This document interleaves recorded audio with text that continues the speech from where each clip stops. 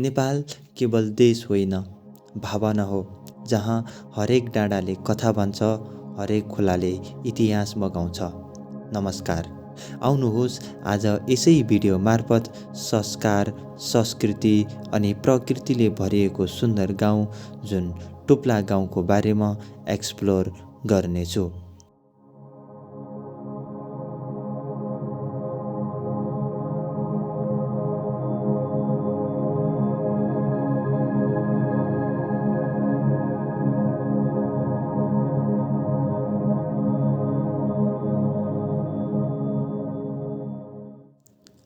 समुद्रको सतहदेखि करिब 3000 मिटरको उचाइमा रहेको टोप्ला गाउँ जुम्ला जिल्ला तातोपानी गाउँपालिका वडा नम्बर 8 मा अवस्थित छ।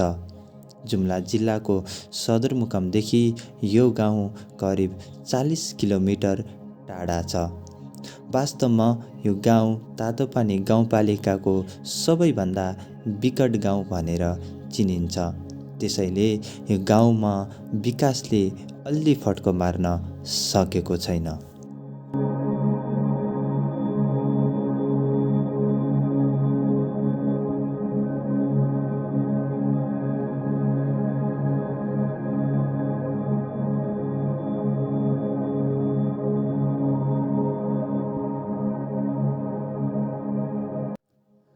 टोप्ला गाउँ केवल आज बनेको बसोबास होइन, यो त पुस्तौँ पुस्ताको यात्रा हो। कहिल्यै सडक नपुगेको समय त कहिल्यै सुविधा नआएको युग, तर हार नमान्ने आत्मा।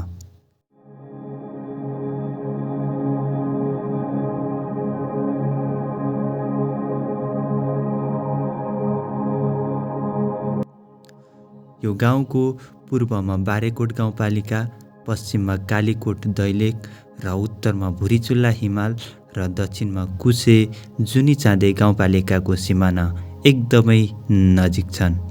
नदाई ताल यो गाउँको मुख्य धार्मिक तथा पर्यटकीय स्थल पनि हो।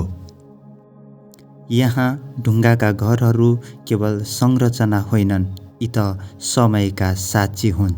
बिहान सबेरै गाईबस्तुको घन्टीसँगै यो गाउँका मानिसहरू बिउजिन्छन्।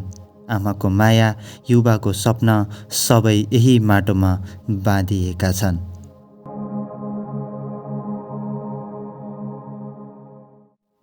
यो गाउँको आफ्नै मौलिक संस्कृति र रीतिरिवाज छ।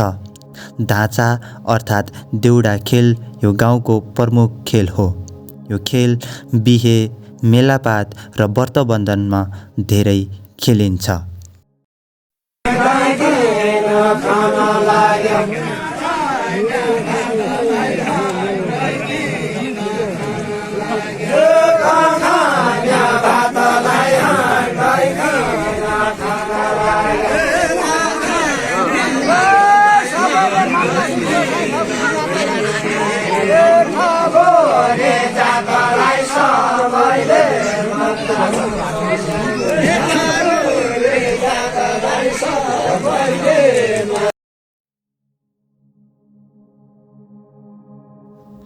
चाडपर्वमा गाउँ एकै परिवार बन्छ अनि दुःखमा आँसु साझा, सुखमा हाँसो साझा।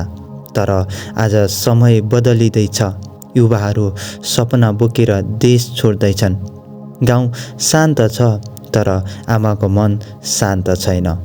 कौसीमा बसेर एउटी आमा कराइरहेको काग हेरिरहेकी छिन्। मनमनै सोचिरहेकी छिन्, छोरा आज आउँछ कि? घर सफा छ, ढोका खुल्ला छ, तर आँगन खाली छ। टोप्ला गाउँ अझै पर्खिरहेको छ, आमासँगै फर्किने छोराको आशमा।